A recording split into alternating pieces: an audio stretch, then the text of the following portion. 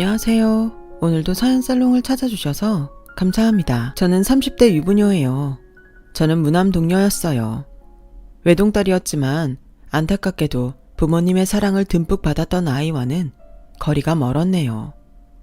제가 기억하는 가장 오래된 기억에서부터 저희 부모님은 사이가 안 좋으셨고 아버지는 밖으로 놔두셨으며 엄마는 저에게 살가운 분이 아니셨습니다. 제가 초등학교에 들어가고 나서 아버지는 집에서 자취를 감추었어요. 엄마, 주말 지나면 아빠 온다고 그랬었잖아. 왜 주말이 지났는데도 아빠가 안 와? 아빠는 언제 와? 안 와. 꼬라지를 보니까 절대 안 올 것 같네.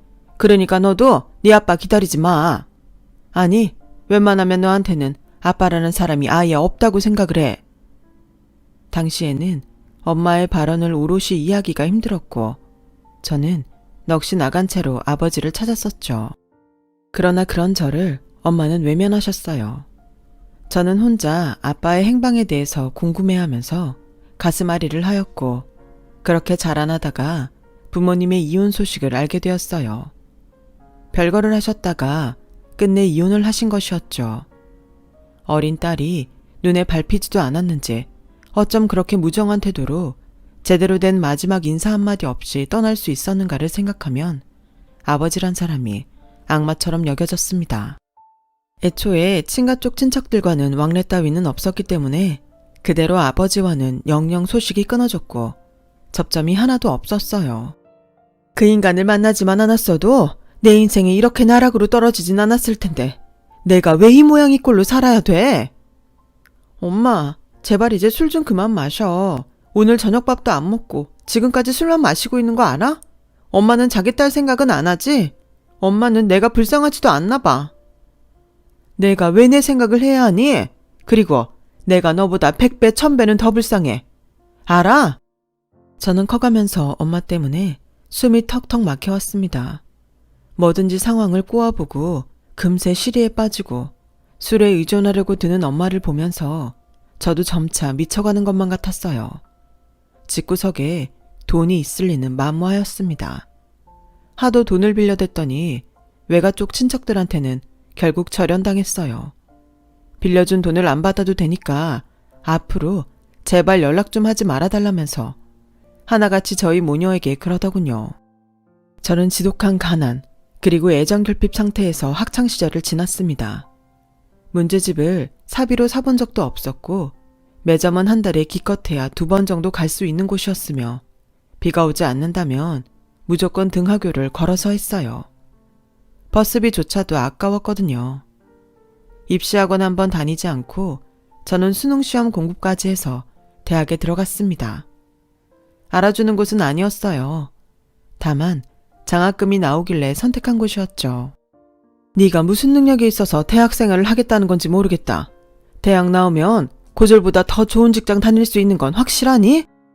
엄마는 그 얘기를 도대체 몇 번째 하는 거야? 아무리 그래도 고졸보다는 대졸이 나아. 내가 학기마다 장학금 타고 생활비는 아르바이트해서 충당하면 되니까 걱정하지 마. 그리고 내가 대학 졸업하고 취업하면 엄마도 이제 문화생활 누리면서 재밌게 살아야지.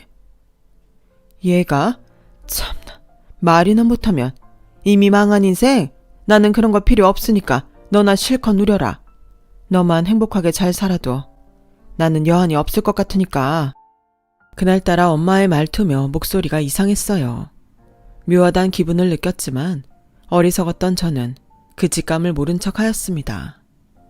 제 대학 생활하기에도 바쁘다는 핑계였죠. 알고 보니까 엄마가 굉장히 아픈 병을 앓고 계셨더라고요. 엄마가 시한부라는 걸 알았던 순간부터 이미 제정신이 아니었던 저는 엄마의 저물어가는 생명을 실시간으로 지켜보면서 더욱 미쳐갔습니다. 엄마는 허망하게 세상을 떠났고 저는 외롭게 남겨졌죠. 장례식장에서 그냥 멍하게 있었던 것 같아요. 멋쩍은 표정들을 한 외가 쪽 친척어른 몇 분만이 자리하고 계셨죠. 그리고 저에게 손을 내미는 사람은 아무도 없었습니다. 저는 완벽한 혼자였고 어떤 의무감으로 남은 학기를 다니고는 있었으나 머리며 가슴이 텅 비어 있었어요. 그냥 일상의 모든 게 지겹고 아무런 의미도 느껴지지 않더군요. 스스로는 결코 빠져나올 수 없는 우울의 구렁텅이에 빠져 있던 저. 그런 저를 알아봐주고 손을 내밀어준 사람이 믿을 수 없게도 존재하더군요. 딱 그 한 명이 저를 구원해 주었어요. 바로 저의 남편입니다.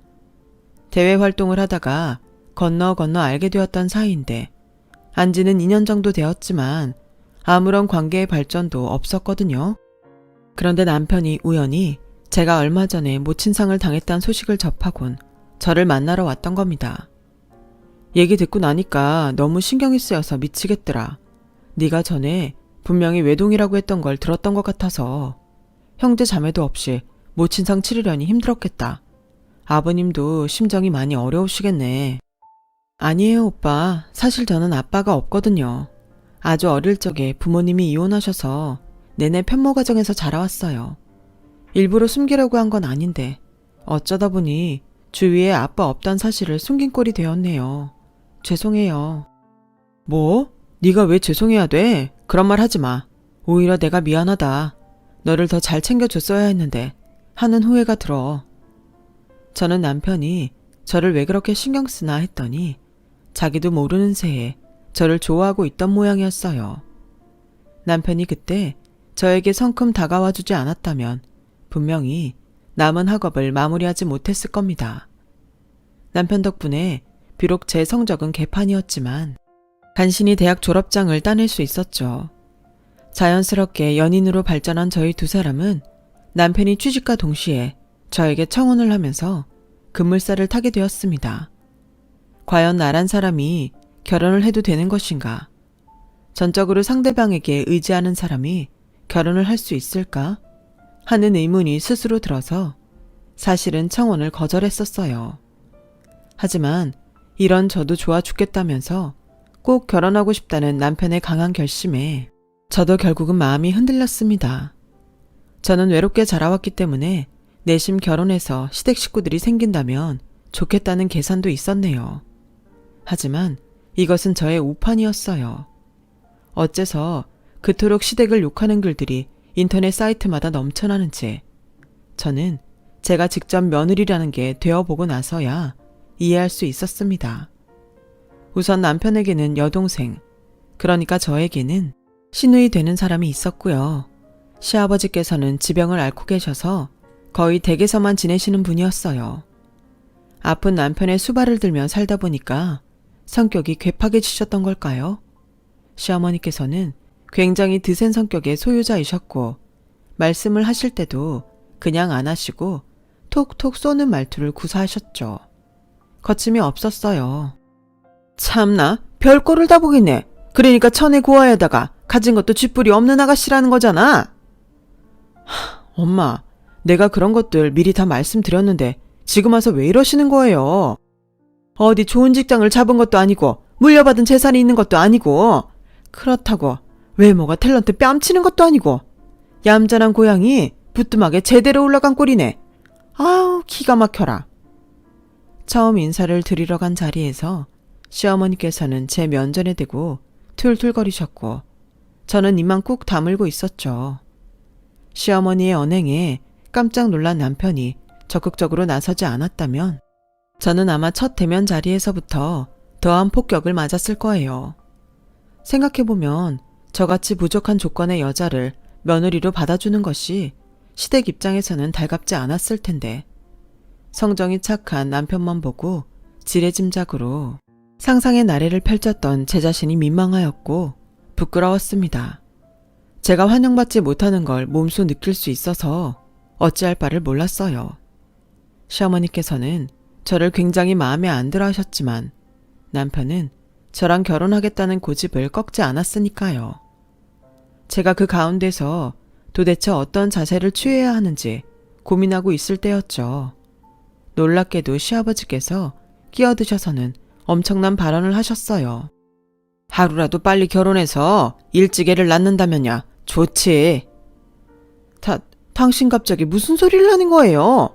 그래서 우리 집안의 귀한 장남을 이런 식으로 결혼시키겠단 거냐고요? 안 될 거 뭐가 있어? 거 떠드는 소리들 계속 듣고 있기 귀 아프니까 그냥 후딱 정리하고 결혼시켜버려. 시아버지의 흔쾌한 허락에 시어머니는 뒤로 넘어가려 하셨습니다. 몸이 편찮으신 분이라 그런지 하루빨리 손주 보기를 원하신 것 같았어요. 그 타이밍을 놓치지 않은 남편이 옳았구나 싶어서 얼른 결혼을 진행시켰습니다. 저는 그렇게 남편과 결혼하게 되었고 결혼식 과정에서 부모 없고 돈도 없는 애라면서 시어머니께 모진 구박을 받았으나 이 순간만 버티면 될 것 같아서 가만히 참았습니다. 앞으로 착하고 살가운 며느리가 되면 반드시 시댁 식구들의 인정을 받을 수 있을 거라는 기대를 하면서 말이에요. 그만큼 제가 가족 애정에 목이 말랐었나 봐요. 남편이 회사 말단 신입으로 굉장히 바쁜 시기를 보내고 있었기 때문에 저희 부부는 어쨌거나 시댁에 들어가서 사는 게 최선이라고 판단했어요. 시댁은 방 3개짜리 아파트였고요. 작은 TV가 놓여있는 안방에서는 시아버지께서 거의 하루 종일 칩거하고 계셨고 저희 부부는 남편이 자취하기 전에 썼던 안방과 가장 먼 베란다 딸린 방을 쓰기로 하였습니다. 남은 방에는 저희 짐들을 일부 가져다 놓았고 자취하는 시누이가 주말 같은 때에 오면 잠만 잘 수 있도록 해놨죠. 시아버지께서는 거의 활동을 안 하시니까 논외로 치고 시어머니하고만 잘 지내면 앞으로 제 결혼 생활은 문제가 없을 것 같았어요. 바쁜 남편 대신에 제가 알아서 잘 처신할 계획이었습니다. 하지만 밝혔듯이 이건 저의 오판이었어요.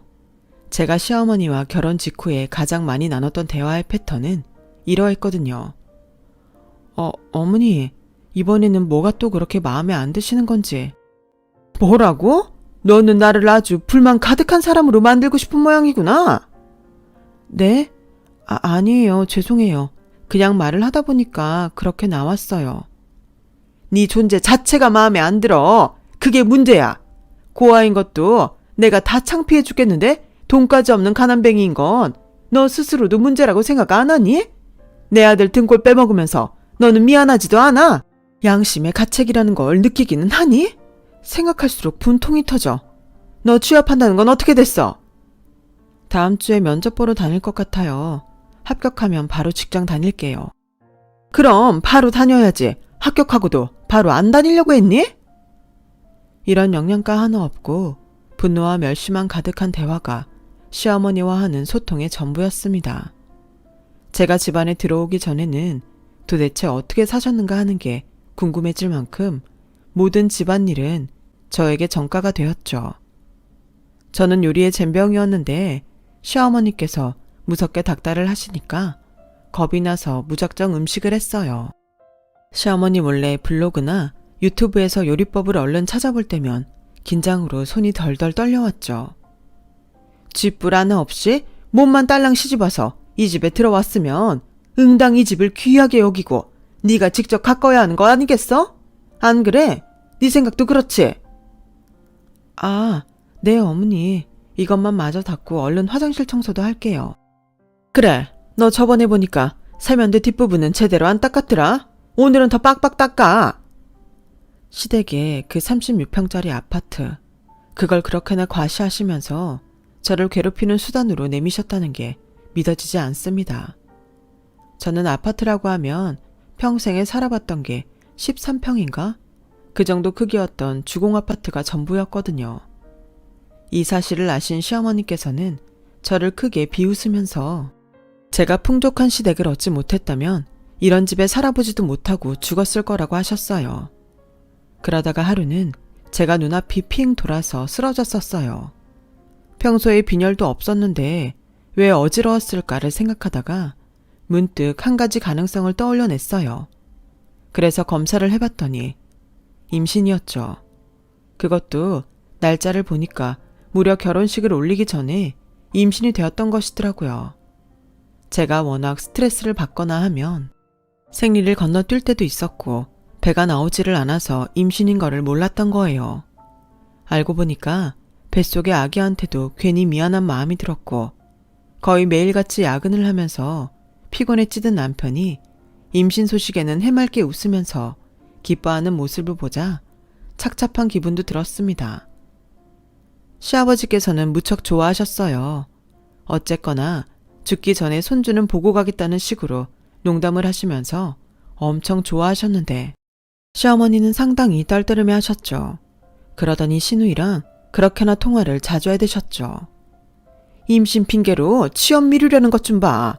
아, 꼴도 보기 싫어. 아주 얄미워 죽겠어. 네 오빠가 좀 잘난 사람이니? 응? 우리 집안 대들보인데 어쩜 저렇게 가진 것 하나 없는 애가 홀랑 낚아채 갔냐고. 부모가 없거나 재산이 없거나 둘 중 하나만 해야지. 저건 너무한 거 아니니? 신우이랑 통화하는 소리 작은 방에 들어가서 문을 닫고 말씀을 하셔도 다 들렸습니다. 목소리를 그렇게 크게 하시는데 안 들릴 리가 없었죠. 진짜 서러워서 눈물이 줄줄 흐르더라고요. 남편한테 못 모르고 한번 하소연을 했다가 남편이랑 시어머니랑 싸웠던 이후로는 제가 더욱 시댁에서 가시방석이 되었기 때문에 그때 말고는 남편에게 저희 힘든 것을 말하지 않았습니다. 시어머니 말 맞다나 남편은 사회생활 하느라 힘든 몸이고 저는 집불 하나 하는 것도 없는 주제에 힘들다 어쩐다 이렇게 투정 부리면 안 될 것 같았거든요. 마음고생을 해서 그런지 저는 임신 사실을 알고 나서부터 몸 상태가 안 좋았고 체력이 바닥을 쳤어요. 시어머니는 이런 저를 무척 싫어하셨죠. 쟤 진짜 웃기는 애네. 밖에 나가서 동네 한 바퀴씩 달리고 그래 봐봐. 체력이 안 생기고 버티나? 저게 다 의지박약에다가 게을러 터져서 저런 거지. 혼잣말로 툴툴거리시는데 저한테 다 들렸죠. 저 들으라고 그러시는 게 분명했으니까요. 와, 정말 이대로는 못 살겠다 싶었던 그 타이밍에 저한테 연락을 한 사람이 있었어요. 모르는 번호였는데 무심코 받아봤다가 기절할 듯이 놀랐습니다. 잘 지내고 있었냐? 아빠다. 내 소식이 궁금해서 어떻게든 연락처를 알아내 봤다. 이제 와서 저한테 연락을 하신다고요? 그 오랜 세월 연락 한 통 없으시다가? 네 엄마가 그렇게 떠났다는 걸 알았을 때 그때 이미 너의 연락처를 받아서 알고 있었지만 내가 망설이느라 또 시간을 허비해버렸어. 이제는 더 그러고 싶지가 않구나. 나를 이해해달라고도 용서해달라고도 안 한다. 다만 한번 나를 만나주면 안 되겠냐? 너무 갑작스러웠지만 아버지의 얼굴이라고는 기억 속에서 너무 흐릿했기에 사진으로 만나보는 것이 전부였지만 그럼에도 불구하고 그 떨리는 음성을 듣는 순간 제 안에서 뜨거운 것이 올라왔습니다. 저는 바로 답변을 드리지 못했어요. 먼저 세상을 떠나버린 엄마 생각이 났거든요. 아버지만 아니었다면 엄마가 그 고생을 하다가 병을 얻어 돌아가시지는 않았을 거라는 생각이 자꾸만 저를 잡았습니다. 아버지를 만나고 싶다는 본능적인 욕구와 이제 와서 그럴 것 없다는 이성적인 판단이 저를 고르게 괴롭혀댔죠. 그런 고민 때문인지 저는 입맛도 잃고 더욱 수척해져 갔는데 그런 저를 보며 시어머니께서는 되려 짜증을 내시더군요. 저는 왜 또 저러시나 싶어서 무시하려고 하였지만 시어머니께서는 보통 약이 오르신 상태가 아니었지요. 너 요즘에 일부러 그러는 거지? 내가 너한테 나가서 돈 벌어오라고 그럴까봐 지금 그 소리도 못하게 하려고 요즘에 자꾸만 쇼를 해대는 거잖아. 맞지? 네? 아니에요 어머니. 제가 무슨 그냥 컨디션이 안 좋아서 그런 거예요. 컨디션이 안 좋을 일이 뭐가 있다고 너는 유난을 떨어. 내 아들한테 동정심 얻어내려고 수쓰는 걸 내가 못 알아볼 줄 알고? 나를 속이려면 10년은 멀었어. 진짜 시어머니랑 있으면 차라리 벽에다 대고 말을 하는 게 낫다는 표현이 왜 나왔는지를 이해할 수 있었습니다.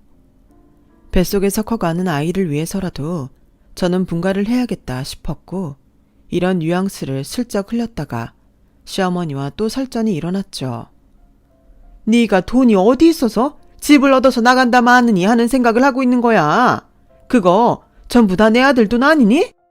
어머니 아들이기도 하지만 제 남편이기도 해요. 그리고 가진 돈만으로는 택도 없어요. 어차피 대출 받아야 하는걸요. 그래서 그 대출도 쥐뿔 가진 것 하나 없는 네가 아니라 내 아들이 받는 거잖아. 그러면 안 되나요? 부부인데 남편이 받은 대출로 아내가 함께 살면 안 되냐고요. 엄마야, 싸가지 없게 눈 부라리는 것 좀 봐. 부모 없고 돈도 없어서 도끼만 남은 애들. 내가 너 같은 부류들 잘 알지. 내가 이래서 너를 반대했던 것인데.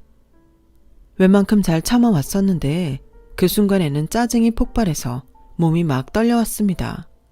그 모욕감을 견뎌낼 수가 없어서 저는 눈에 눈물이 그렁그렁 고인 채로 시어머니께 그간 서운했던 것들을 막 따지고 말았어요. 제가 덜덜하면서도 할 말을 다 해대니까 시어머니께서는 어이없단 표정으로 입만 멍하게 벌리고 계셨죠. 그 후로는 냉전 상태였어요. 아무리 그래도 어른인데 제가 너무 막말을 하고 만 것은 아닌가 싶어서 솔직히 후회도 좀 되었습니다. 그냥 더 참을 걸 그랬나 싶었죠. 하지만 그것 또한 저의 오판이었던 것 같아요. 시어머니께서는 겨우 그걸로 충격받으실 분이 아니었거든요. 금요일에 시골집으로 김장하러 갈 거니까 그런 줄 알아라. 저도 같이 가는 건가요? 네가 같이 안 가면 내가 지금 이 얘기를 왜 너한테 하겠니? 아이고, 내가 진짜 너 때문에 답답해서 환장하고 돌아버리겠다. 언제까지 이렇게 맹추를 살려고? 아니 그게 아니라요 어머니. 제가 이 추운 날씨에 그 시골집으로 가서 김장을 하기에는 몸 상태가 좋지 않아서요. 슬슬 배도 무거워져서 도저히. 그거 하루 일한다고 무슨 사다리라도 날까봐 그러니? 하여간 유난이야. 너 내 사촌 2명 알지? 결혼식장에서도 보고 명절날에도 한번 봤었잖아. 시골집에 김장하러 같이 가기로 했으니까 그런 줄 알아. 이럴 수가. 시어머니의 말씀을 듣는 순간 눈앞이 아찔해졌습니다. 시어머니께서 말씀하신 사촌 2명이란 제가 시댁 집안 식구들 다 통틀어서 가장 싫어하는 인물들이었거든요. 한 분은 저를 보자마자 취집 능력 한번 탁월하다며 제가 배경 하나 없는데 시집이나 가서 편하게 살려 한다는 식으로 비꼬셨던 분이었고, 다른 한 분은 제가 빵을 좋아한다는 말을 하자 옛날에 태어났으면 장발장이 됐을 것 같다며 황당한 발언을 하셨던 분입니다. 제가 뭣도 없는 사람인데 빵을 좋아하니까 빵이나 훔치는 장발장과 어우러진다는 말씀을 하셨던 것이죠. 그런 분들하고 한 차를 타고 1시간이 넘는 거리에 있는 시골집에 가서 김장을 담글 생각을 하니까 진짜 과장 안 보태고 등줄기에 식은땀이 흐르더군요. 공부스러운 금요일을 앞두었던 그 시점에 저는 다시 연락을 받게 되었습니다. 번호 차단을 해놓을까 하다가 차마 그러지는 못했던 아버지였죠. 고민하다가 전화를 받은 저는 모난 마음에 모진 소리를 내뱉었습니다. 궁금해서 전화해봤다. 그래, 잘 지내냐? 별일은 없고? 제가 잘 안 지내면 어쩔 건데요. 별일이 있으면 어쩔 거냐고요. 날카롭게 받아치고 말았는데 잠시 침묵을 지키신 아버지가 이윽고 꺼낸 한마디에 저는 무너져 내리고 말았습니다. 그럼 내가 도와줘야지. 어떤 어려움이든 내가 해결해줘야지.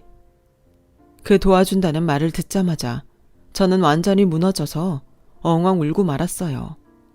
아파트 단지를 올라가던 중이었는데 그냥 그 자리에 주저앉아서 지나가던 이웃 주민들이 보든 말든 숨 넘어가게 울었습니다. 아버지께서는 그저 제가 다 울 때까지, 울음소리가 잦아들 때까지 저를 기다려주셨어요. 그것만으로도 큰 도움이 돼서 저는 후련하게 다 운 다음에 아버지께 부탁을 드렸죠. 그것은 제 딴에는 엄청난 용기를 수반하는 행위였어요. 이윽고 김장하기로 한 당일 아침 대바람부터 시어머니의 사촌 2분이 시댁으로 방문을 하였습니다. 차 한 대로 같이 갈 요량이었기에 그렇게 한 것이었는데, 아니나 다를까 2분은 저를 보시자마자 시어머니와 합세하여서 사람 자존심을 살살 갉아먹는 소리들을 하셨습니다. 가정 환경이 그래가지고 김장하는 걸 본 적도 없다면서 우리가 오늘 김장이 뭔지 제대로 알려줘야겠는데? 돈 많은 집들은 사 먹기도 하지만 그런 경우도 아니었으니 김장김치나 옳게 먹어봤겠어? 분에 넘치는 집안에 시집와서 호사를 누리네. 세 분이 깔깔거리시든 말든 저는 평온한 미소로 상대해드렸죠. 준비를 다 마치고 엘리베이터를 타고 1층에 내려왔을 때 저희 앞에서 갑자기 멈춰선 차량 한 대 때문에 저희는 모두 발걸음을 멈춰 세워야만 했어요. 까만 벤츠의 운전석에서 젊은 사람이 하나 내리더니 차 뒷문을 여니까 캐주얼한 정장 차림에 커다란 키, 중후한 매력이 뿜어져 나오는 신사한 분이 내리더군요. 저 사람이 분명 제 아버지가 맞다는 사실에 압도되어서 저는 말문이 막혔어요. 아버지의 모습에 본인들끼리 빠르게 이 아파트에서는 못 보던 얼굴이다. 차 비싼 거 팔아. 쑥덕거리셨던 세 분은 그 당사자가 저에게로 곧장 걸어오자 금세 어리둥절해지셨습니다. 우리 딸, 아빠랑 오늘 백화점 가기로 해놓고 잊어버린 것 같아서 직접 데리러 왔다. 아버지가 씩 웃으시면서 그렇게 말씀하신 순간 저는 제 옆에서 비명에 가까운 숨을 들이키는 시어머니의 소리를 똑똑히 들었습니다. 제가 입을 떼기도 전에 아버지가 먼저 시어머니 쪽을 바라보며 말씀하셨어요. 아, 처음 뵙겠습니다, 사부인. 그간 사정이 있어서 인사가 늦었네요. 예? 그럼 저희 며느리의 부친 되시는? 맞습니다. 제가 우리 딸아이 아버지 되는 사람입니다. 워낙 딸아이가 어릴 적에 이혼을 했던지라 소식이 끊겼다가 얼마 전에 연락을 하게 되었고요. 제가 형편이 좀 많이 넉넉한지라 딸아이한테 도움을 주고 싶었는데 워낙 딸아이가 자립심이 강해서 거절을 하지 뭡니까? 아버지가 능청스레 말씀하시는 사이 시어머니는 물론이고 그 사촌분들의 안색이 어느새 창백해져 있었어요. 그런데 임신했다는 얘기까지 들으니까 제가 도저히 가만히 있을 수가 있어야 말이죠.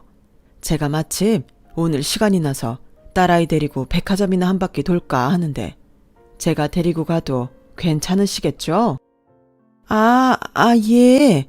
저희가 원래는 며느리랑 다 같이 김장을 하러 가는 길이었기는 한데. 김장이요? 상당히 아기자기하게 사시는군요. 보기 좋습니다. 돈으로 충당할 수 없는 단란한 맛도 좋죠.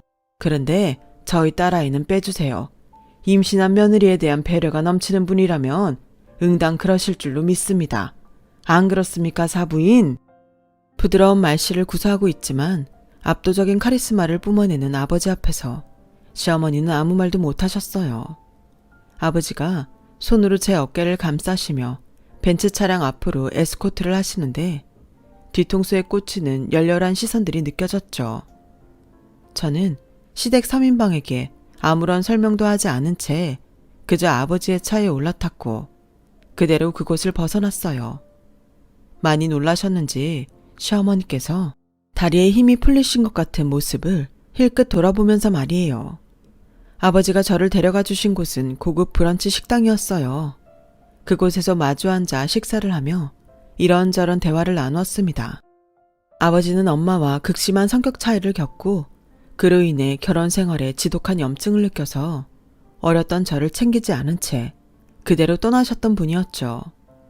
새로운 인생을 살고 싶다는 강렬한 열망을 바탕으로 노력하신 끝에 부와 명예를 한꺼번에 움켜쥔 주인공이 되기도 한 분이셨고요. 거의 준재벌급이라고 할 수 있는 집안의 여자와 재혼까지 하셨고 그 사이에 자식도 한 명 보셨더라고요. 놀랍게도 그 집에서 저를 챙겨주고 싶다고 했대요. 그래서 아버지가 저에게 어떤 금전적인 지원을 해주든 다 동의하겠다고 밝혀왔다는 이야기를 듣고 믿을 수가 없어서 눈물을 흘렸습니다. 그간 네가 힘들고 외롭게 살아왔다는 것을 알게 된 이상 내가 너에게 해주지 못했던 것들을 이제라도 다 해줘야겠다는 생각만 드는구나. 앞으로는 네가 원 없이 누리면서 살았으면 한다. 아버지가 눈물을 훔치시며 말씀하셨을 때 제 안에 남아있던 응어리들이 녹아내렸습니다. 부녀가 감격적인 하루를 보냈을 때 시어머니께서는 그 놀란 마음을 추스르기가 쉽지 않으셨는지 김장을 망치셨어요. 그래서 시아버지께 된통 혼이 나셨죠. 다른 건 몰라도 김치에는 엄격하신 분이 시아버지셨거든요. 제 부친의 비밀이 궁금하셨는지 시어머니는 제 앞에서 누나를 굴리시며 살살 눈치를 보셨는데 저는 그 모습을 보며 웃음이 났습니다. 사람이라는 게 참 신기하고 간사하더라고요. 저에게는 이제 친부도 있고 돈도 있다는 생각이 드니까 이상하게 아무것도 무섭지가 않았고 두려움도 없었습니다. 저는 모든 사실을 남편에게 털어놓았죠. 당장 분가를 결정하였고요. 대출 따위는 받을 필요가 없었어요. 아버지가 집을 구해주셨으니까요. 그동안 내가 잘못했다. 내가 너한테 너무 심하게 굴었지? 응? 그거 다 진심은 아니었어. 너 잘 되라고 며느리 도리를 빨리 배웠으면 해서 내가 마음에도 없는 소리들을 한 거였어. 어머니, 지금 와서 그 어떤 변명을 하셔도 소용없어요. 제 귀는 닫혀있고 제 마음은 더 빨리 닫혀 있었으니까요. 앞으로 어머니는 어머니의 인생을 사시면 돼요. 저는 거기서 빠져들이는 것 뿐이니까 아무런 영향도 없으실 거예요. 저는 해맑게 웃으며 말씀을 드렸는데 듣던 시어머니는 뒤로 넘어가시더군요. 왜냐하면 남편이 시어머니를 앞으로 평생 안 보겠다고 선언한 뒤였거든요. 가장 중하게 여기는 그렇게 울부짖는 내 아들을 잃으신 시어머니께서는 저에게 온갖 사죄 퍼포먼스를 펼치셨지만 이미 늦은 뒤였죠. 저에게 걸핏하면 가족 없는 고아라고 하셨으니 저도 공평하게 시어머니의 가장 소중한 가족을 빼앗는 게 이치에 맞다고 생각을 했어요. 시누이는 저에게 친부가 있었으며 심지어 부잣집이라는 걸 안 순간에 저한테 오만 알랑방귀를 다 끼워대기 시작했는데 아직까지 별다른 상대는 안 해주고 있어요. 남편이랑 분가를 해서 산 뒤로는 그냥 마음 자체가 너무 편안하고 행복해요. 원래 든든한 가족이 있다는 게 이렇게 마음이 평온한 건가요? 애초부터 이런 인생을 살아오신 분들이 있다면 정말 부러울 지경이에요. 저는 처음부터 누리지는 못했지만 지금부터라도 누리고 있으니 만족하렵니다. 제 이야기 들어주셔서 고맙습니다. 여러분의 일상에도 밝은 빛이 되어주는 따뜻한 인연들이 있길 바랍니다.